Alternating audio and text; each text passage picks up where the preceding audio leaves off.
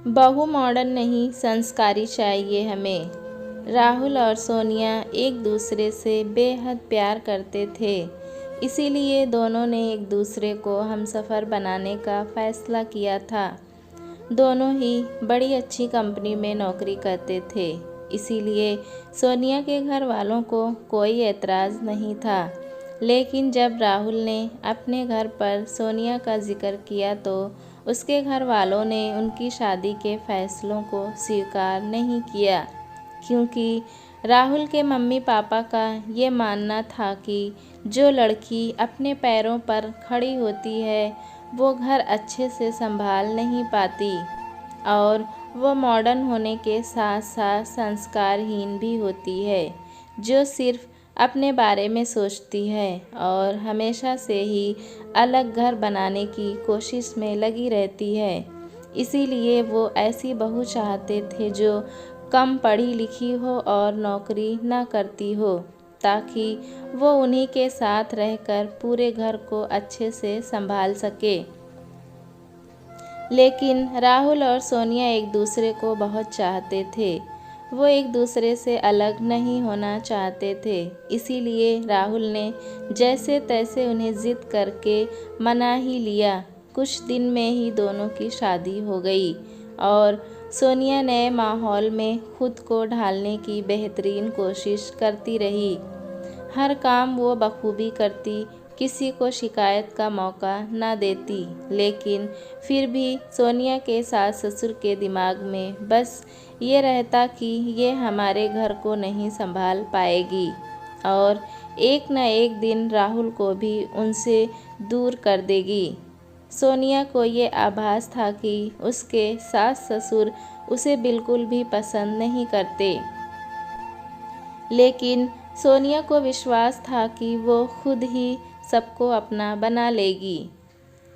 वो सिर्फ घर ही नहीं बल्कि अपनी नौकरी भी अच्छे से कर पा रही थी। शादी के 3 महीने बाद राहुल को महसूस हुआ कि सोनिया हर संभव कोशिश कर रही है अपनी जिम्मेदारी निभाने की और शायद इसीलिए उसे थोड़ा आराम की ज़रूरत है। उसने सोचा क्यों ना कुछ दिन सोनिया के साथ बाहर घूमने चला जाऊं और सोनिया से बोला, हम अगले महीने ग्रीस चल रहे हैं। ग्रीस? लेकिन क्यों? क्यों मतलब क्या होता है? शादी से पहले तुमने ही तो कहा था कि हम शादी के बाद ग्रीस जाएंगे। मैं अपने काम में इतना व्यस्त हो गया था कि तुम्हारे बारे में सोच ही नहीं पाया। तुम मेरे साथ मम्मी पापा का भी बहुत ध्यान रख रही हो, इसीलिए कुछ दिन के लिए मैं भी तुम्हें सुकून देना चाहता हूँ। सोनिया ये सुन बहुत खुश हुई। फिर राहुल ने ये बात अपने मम्मी पापा से बोली, जिस पर उसके पापा तुरंत बोले, हम सोच ही रहे थे कि कब तुम हमसे दूर जाने की बात करोगे और देखो शादी को 6 महीने नहीं हुए कि सीधे ग्रीस जाने की बात कर रहे हो। लेकिन पापा, हम घूमने जा रहे हैं, कुछ दिन के लिए, घर छोड़कर नहीं जा रहे हैं। आप क्यों ऐसा सोच रहे हो कि हम आपको छोड़ देंगे? बेटा, दुनिया देखी है मैंने, मुझे मत समझा। और भले ही तू ये सब बोल रहा है, लेकिन शब्द उसी के हैं जिसने अपने रंग दिखाना शुरू कर दिए। पापा, आप सोनिया के बारे में इतना गलत क्यों सोचते हैं? शादी को 4 महीने हो गए, क्या आज तक उसने आपको एक भी शिकायत का मौका दिया है? मम्मी, आप ही बताइए ना, क्या शादी के बाद हम कहीं घूमने भी नहीं जा सकते? बेटा, तुम दोनों अगर जाना चाहते हो तो जाओ, हम होते कौन है रोकने वाले? तुम्हारी मर्ज़ी है, तुम्हारा प्लान है, तुम्हारा पैसा है, जैसे मर्ज़ी उड़ाओ। ये सब सुन सोनिया बहुत रोई, लेकिन राहुल ने अपना वादा निभाना ज़्यादा ज़रूरी समझा, जो उसने सोनिया से किया था, ग्रीस जाने का। अगले महीने की टिकट बुक हो चुकी थी कि अचानक ही कुछ दिनों बाद ही राहुल के पापा की तबीयत खराब हो गई। उन्हें जल्दी ही अस्पताल भर्ती कराया, लेकिन डॉक्टर ने बताया ज़्यादा गंभीर होने की ज़रूरत नहीं है। अचानक बीपी बढ़ गया था, लेकिन अब वो बिल्कुल ठीक हैं। कल ही हम डिस्चार्ज कर देंगे। घर पर आने के बाद सोनिया ने कुछ दिन की छुट्टी ले ली और अपने ससुर की सेहत का बहुत ध्यान रखने लगी। समय पर खाना देना, दवाई देना और भी सारे काम, ये सब सोनिया की सास देख रही थी और उसे एहसास हो रहा था कि शायद उनकी सोच सोनिया के लिए गलत है।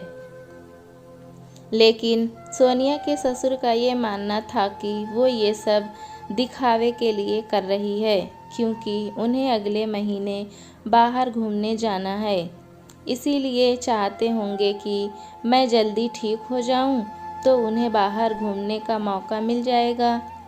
लेकिन कुछ दिन बाद जब किसी ने भी घूमने का जिक्र नहीं किया, तो सोनिया के ससुर ताना कसते हुए बोले, कितने दिन के लिए हमें छोड़कर जा रहे हो?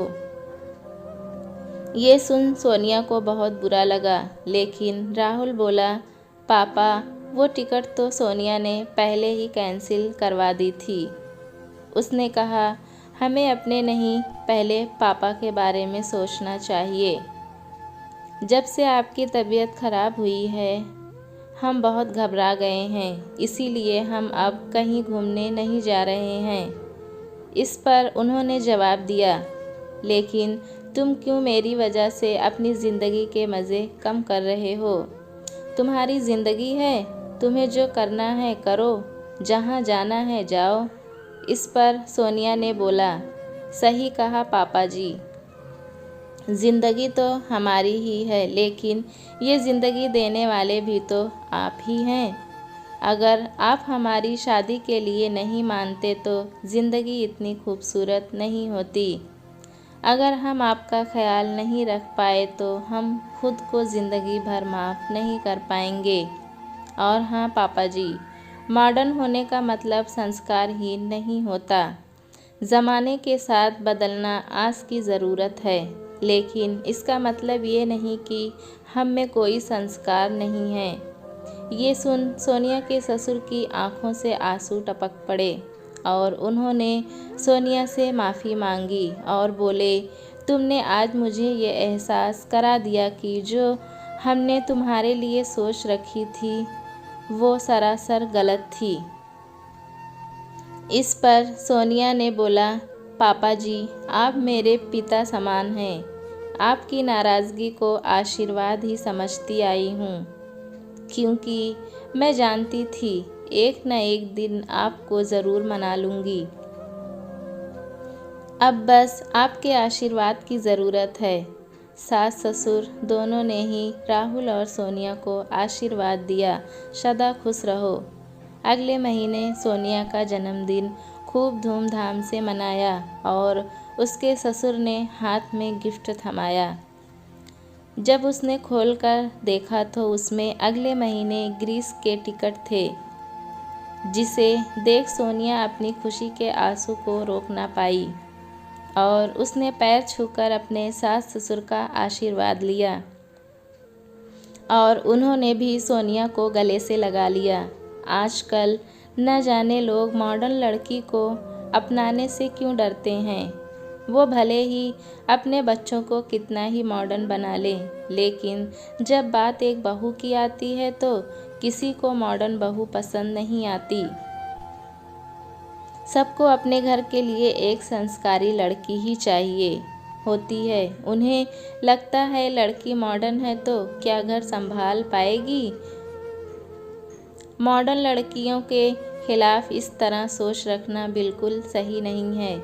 संस्कार और मॉडर्न को एक तराजू में कभी भी नहीं तौला जा सकता, क्योंकि ज़माने के साथ मॉडर्न होना वक्त की ज़रूरत है और संस्कार तो हमें अच्छी परवरिश से मिलती है, जिसका मॉडर्न होने न होने से कोई फ़र्क नहीं पड़ता।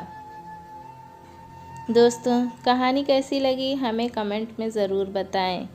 चैनल पे नए हैं तो एक लाइक और सब्सक्राइब करना ना भूलें।